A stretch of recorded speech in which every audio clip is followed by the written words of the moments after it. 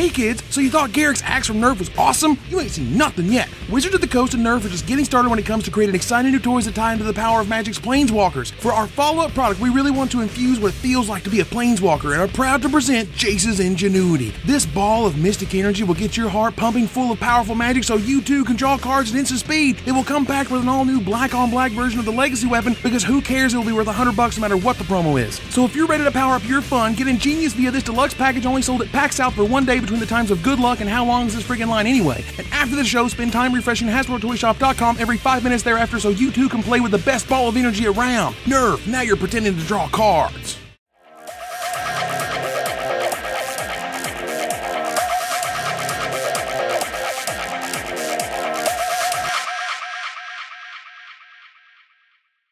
Hello everybody and welcome to another edition of the Magic Show. Oh man, it's so good to be back. Yep, I'm back, and as you may have noticed, there is no sponsor of the show anymore. SCG is the bomb. I still work for them, of course, but this show deserves to be fan-supported. We'll talk more about how you can support the show later. But damn it, I'm ready to talk about some Magic cards, aren't you? Let's get started. Well, they finally made the Wedge set. Yes, our favorite side character from Star Wars is...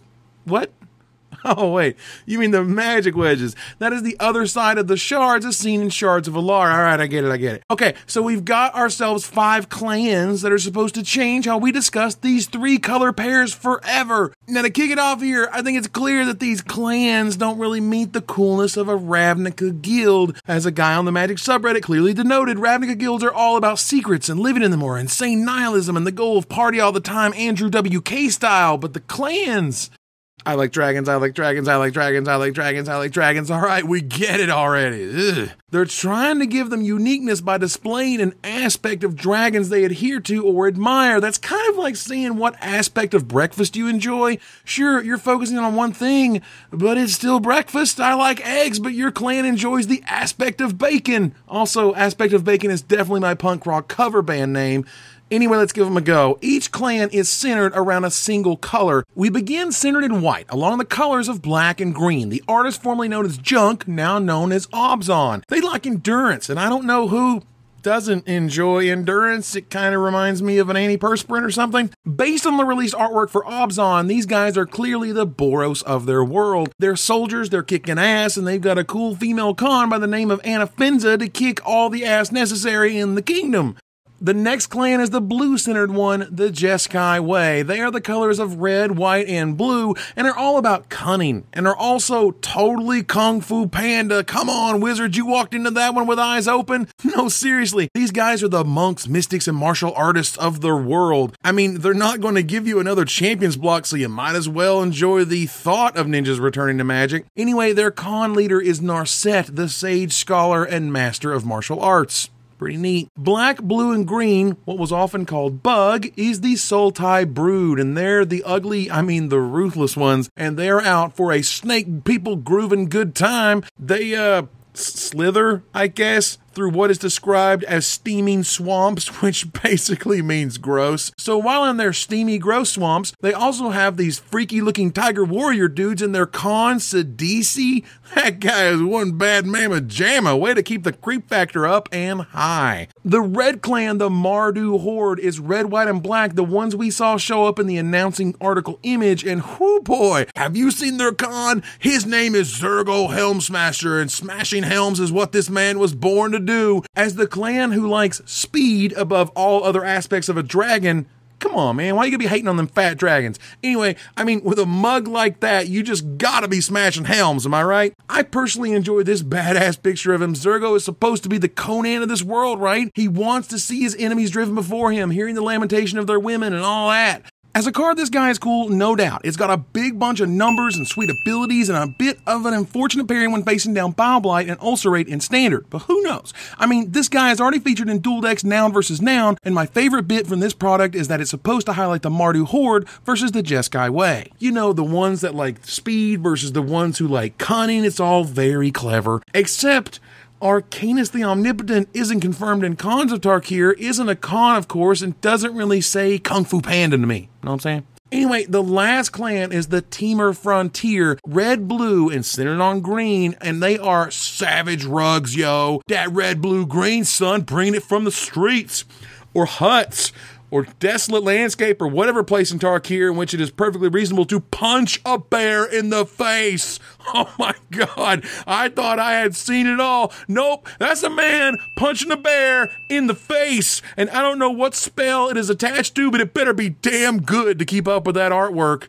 And my God, look at the Khan. Surok Dragonclaw is wearing two sides of a bear's frigging face on his shoulders.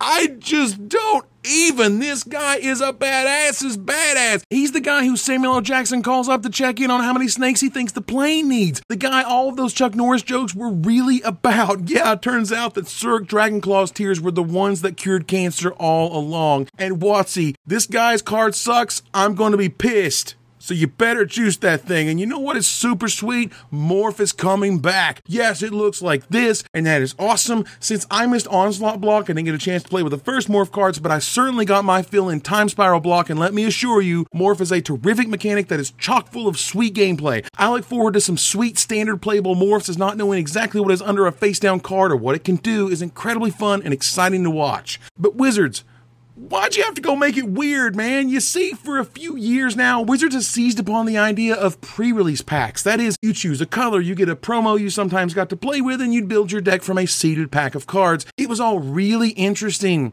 until they kind of noticed that one was generally always better than the others. I mean, look at M15. You see that guy? He is like infinitely better than any other option they gave you. Dawnbringer Charioteers, apart from that ridiculous name, it was also ridiculously better than any other Journey into Nyx pre-release promo. So Watsy was like, I don't know, how do we fix this? And then they were like, I got it! 1,000,000 promos! I'm not sure how many fire hoses you're drinking from, Wizards, but throwing literally 40 promos at us is probably not the right answer. I mean, my God, you couldn't have said like 15? 3 for each clan? The key here is you're getting 1 of 8 different promos. Can't game them then, right, Wizards? You can just drive all the collectors out there insane as they now have to chase down 35 cards they didn't even have to before.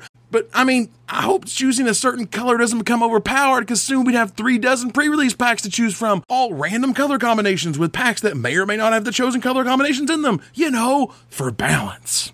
So, silly misstep aside, this set looks awesome. I mean, there's Sarkenval. That guy. He was bad, then he was cray, and now he's on a world with no dragons.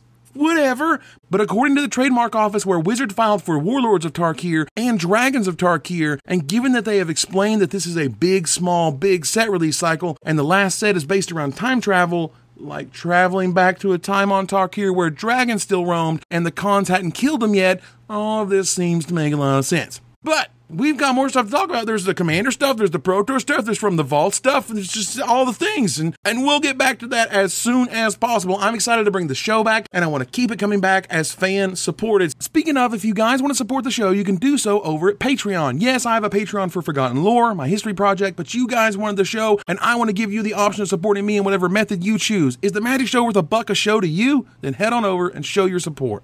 Oh man, it is good to be back in the saddle again. I'm ready to talk more Magic, aren't you? Until next time, Magic players, this is Evan Irwin, tapping the cards so you don't have to.